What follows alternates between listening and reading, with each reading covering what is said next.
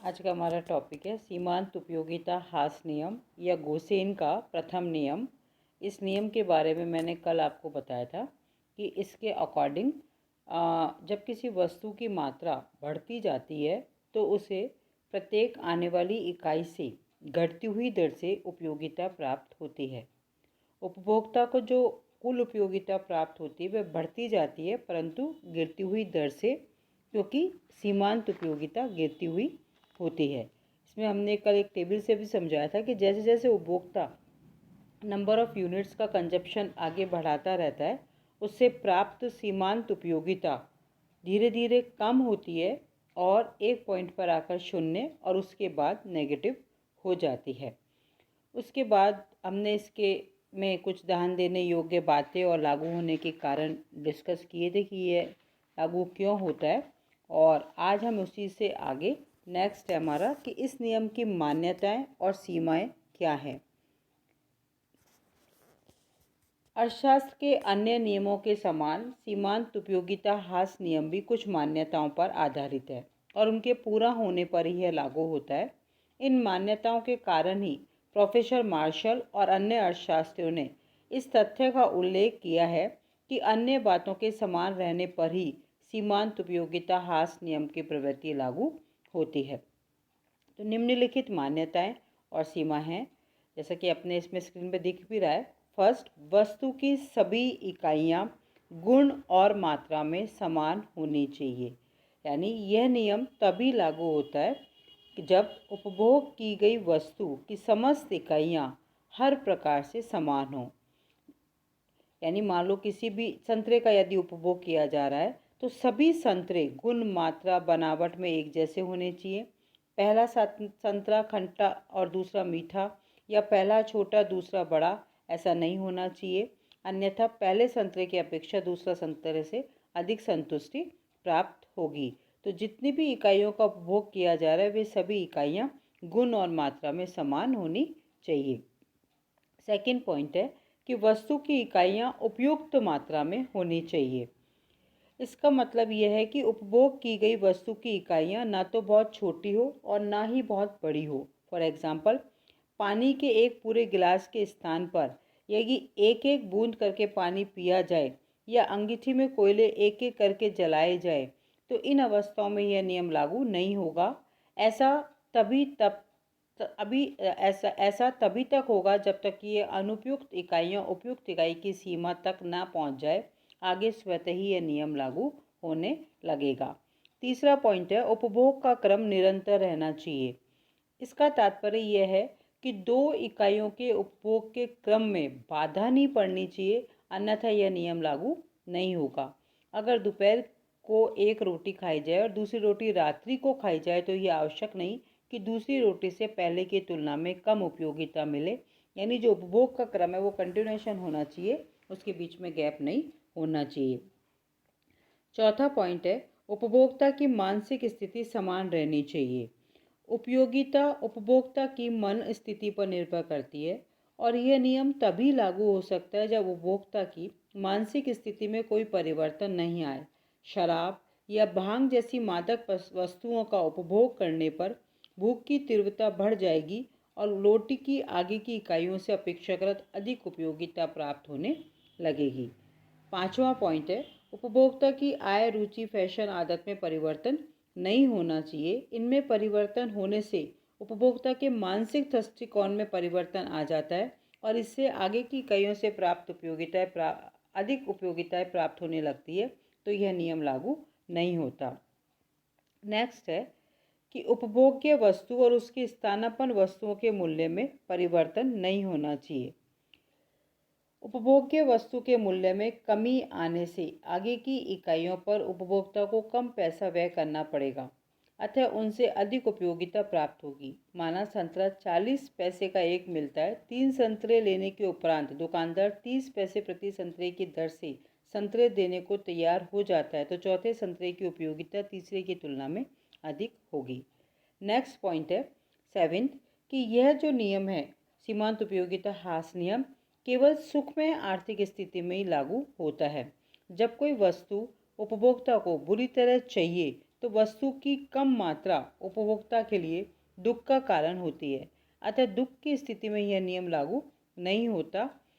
8वां point है, उपभोक्ता की भौगोलिक स्थिति एक समान होनी चाहिए। उपभोक्ता का स्थान परिवर्तन नहीं होना चाहिए, अन्यथा सीमांत उपयोगिता में परिवर्तन हो जाएगा। फॉर एग्जाम्पल, यदि प्रेजेंट में एक उपभोक्ता गर्म प्रदेश में है तो रजाई कंबल की उपयोगिता शून्य या ऋणात्मक हो सकती है, परंतु यदि वह ठंडे प्रदेश में पहुंच जाए तो कंबल और रजाई की उपयोगिता में निश्चित तौर पर वृद्धि होगी और प्रारंभ में यह नियम लागू नहीं होगा। और लास्ट पॉइंट है हमारा कि आवश्यकता अनेक वस्तुओं की सामूहिक न होकर एक ही आवश्यकता हो। यह नियम उस समय क्रियाशील नहीं होता जब कोई आवश्यकता अकेली आवश्यकता न होकर अनेक आवश्यकताओं का समूह हो, जैसे शान शौकत, दिखावा, शक्ति आदि कोई एक आवश्यकता न होकर आवश्यकताओं के एक समूह को प्रकट करती है तो यह नियम क्रियाशील नहीं होता। इसी प्रकार अगर स्थानापन्न वस्तुओं का मूल्य बढ़ जाता है तो उपभोग्य वस्तु का मूल्य अपेक्षाकृत सस्ता होने से उसकी उपयोगिता बढ़ जाएगी। जैसे चाय की स्थानापन्न वस्तु कॉफ़ी है, अगर कॉफ़ी का मूल्य बढ़ जाता है तो चाय अपेक्षाकृत सस्ती रहने से चाय की उपयोगिता बढ़ जाएगी। तो ये सारे इस नियम की मान्यताएं और सीमाएं हैं। नेक्स्ट हमारी हेडिंग है नियम के अपवाद, यानी ऐसी भी बहुत सारी चीज़ें जहाँ पर ये नियम लागू नहीं होता। तो प्रोफेसर मार्शल के अनुसार अगर सब अन्य बातें वही रहे तो यह नियम सदैव खरा उतरता है। फिर भी इस नियम के कुछ अपवाद बताए जाते हैं, जिसमें से कुछ निम्नलिखित हैं। फर्स्ट, यदि उपभोग की वस्तु की इकाइयाँ बहुत छोटी हो तो यह नियम लागू नहीं होता है।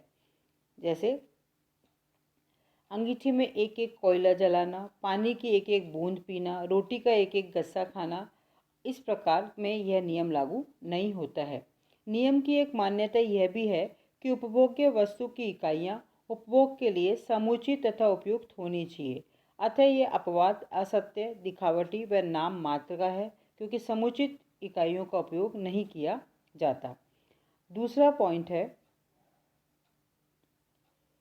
कि दुर्लभ वस्तुएं जैसे डाक टिकट, पुराने सिक्के, दुर्लभ चित्र, प्राचीन मूर्तियाँ आदि के संग्रह में यह नियम लागू नहीं होता, क्योंकि इन वस्तुओं के संग्रह में जैसे जैसे वृद्धि होती है उपयोगिता उतनी ही बढ़ती जाती है। परंतु ये अपवाद है क्योंकि इन वस्तुओं की इकाइयाँ समान न होकर अलग अलग होती है। अगर इन वस्तुओं के अलग समूह का प्रयोग किया जाए तो इसमें आगे की उपयोगिता उपभोक्ता के लिए अवश्य घटती जाएगी। तीसरा है मुद्रा व शक्ति संचय तथा फैशन और आडंबर आदि की इच्छा इस नियम के अपवाद है। आज के भौतिक युग में इस प्रकार की वस्तुओं की वृद्धि से तृप्ति ही नहीं होती, ऐसा लोग मानते हैं, परंतु ऐसी बात नहीं है। कुछ ये वस्तुएं एक आवश्यकता एक वस्तु नहीं वरन अनेक वस्तुओं और आवश्यकताओं का समूह मात्र है। नियम की मान्यता एक आवश्यकता या एक वस्तु का होना है, और ऐसा है कि मुद्रा और शक्ति संचय, फैशन, आडंबर आदि की इच्छा रखने वाले लोग ग्राहकों में या उपभोक्ता में यह नियम लागू नहीं होता।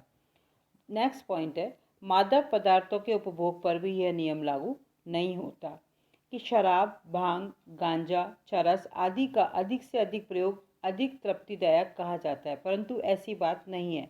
इन मादक पदार्थों की 2-3 इकाइयों के उपभोग के उपरांत उपभोक्ता की इनके लिए भी लालसा कम हो जाती है। दूसरे, वैसे भी मादक वस्तु का सेवन करने से उपभोक्ता की मानसिक स्थिति में भी परिवर्तन आ जाता है, वह समान नहीं रहती है। इस प्रकार से भी यह नियम लागू नहीं होता। किसी वस्तु या सेवा के उपभोक्ताओं की संख्या में वृद्धि होने पर भी यह नियम लागू नहीं होता। टेलीफोन के कनेक्शन की संख्या बढ़ने से उपयोगिता घटने की बजाय बढ़ती है, परंतु यह एक नाम मात्र का अपवाद है, क्योंकि नियम के अंतर्गत टेलीफोन के समस्त कनेक्शन नहीं आते। किसी एक उपभोक्ता के पास अगर एक से अधिक टेलीफोन कनेक्शन हो जाए तो आगे वाले प्रत्येक कनेक्शन की उपयोगिता में ह्रास अवश्य हो जाएगा। नेक्स्ट पॉइंट है मधुर गान और रसपूर्ण कविता इस नियम के अपवाद माने जाते हैं। यदि ऐसी कोई कविता और गान है तो उसको पुनः सुनने से पहले की अपेक्षा अधिक उपयोगिता प्राप्त होती है, परंतु ये सत्य नहीं है, क्योंकि जब तक उपभोक्ता की रुचि में परिवर्तन नहीं हो जाता तब तक वह इसके सुनने में अधिक से अधिक आनंद नहीं ले सकता और नियम के अनुसार उपभोक्ता की रुचि में कोई परिवर्तन नहीं होना चाहिए। और लास्ट पॉइंट है कि अन्य व्यक्तियों के पास उपभोग्य वस्तु की मात्रा। किसी वस्तु की उपयोगिता दूसरों के पास उस वस्तु की संख्या पर भी निर्भर करती है। यदि किसी और के पास ज़्यादा है तो उसके लिए उपभोग्य वस्तु किसी दूसरे व्यक्ति के पास ज़्यादा है तो हमारे लिए भी उसकी उपयोगिता बढ़ जाएगी और प्रारंभिक इकाई से सीमांत उपयोगिता बढ़ी हुई दर पर ही प्राप्त होना संभव हो सकता है। इस प्रकार ये जितने भी सीमांत उपयोगिता हास नियम के अपवाद हैं वो दिखावटी और नाममात्र के हैं, वास्तविक नहीं हैं। नेक्स्ट हमारी हेडिंग आती है इस नियम की आलोचनाएं, कि निम्नलिखित पॉइंट्स पर इसकी आलोचनाएं भी की गई हैं, जिसमें पहला पॉइंट है कि उपयोगिता अमापनीय होती है क्योंकि यह उपभोक्ता की मन स्थिति पर निर्भर करती है और इस नियम में प्रत्येक उपभोग्य इकाई की उपयोगिता को मापनीय माना गया है, जो सही नहीं है। उपयोगिता को मापना कठिन भी होता है।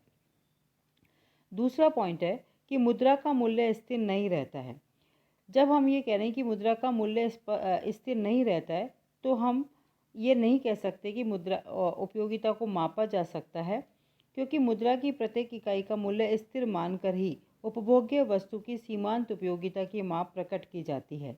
मुद्रा के मूल्य में यह मान्यता ठीक नहीं है, क्योंकि ज्यों-ज्यों मुद्रा की मात्रा कम होती जाती है उसकी सीमांत उपयोगिता बढ़ती जाती है। मुद्रा की मांग बढ़ने पर उसका विनिमय मूल्य बढ़ता जाता है। तीसरा, व्यक्तिगत भावना पर आधारित। नियम में व्यक्तिगत विचारों को अधिक महत्व दिया जाता है, जो ठीक नहीं है, क्योंकि व्यक्ति के विचार देश काल परिस्थिति, उसकी रुचि, इच्छा और भावनाओं से प्रभावित होते हैं और परिवर्तनशील रहते हैं। नेक्स्ट, समष्टि विश्लेषण अधिक महत्वपूर्ण। आधुनिक अर्थशास्त्री समष्टि प्रधान विश्लेषण को अधिक महत्व देते हैं।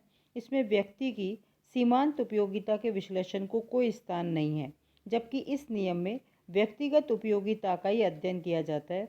यह सिद्धांत व्यष्टि मूलक है।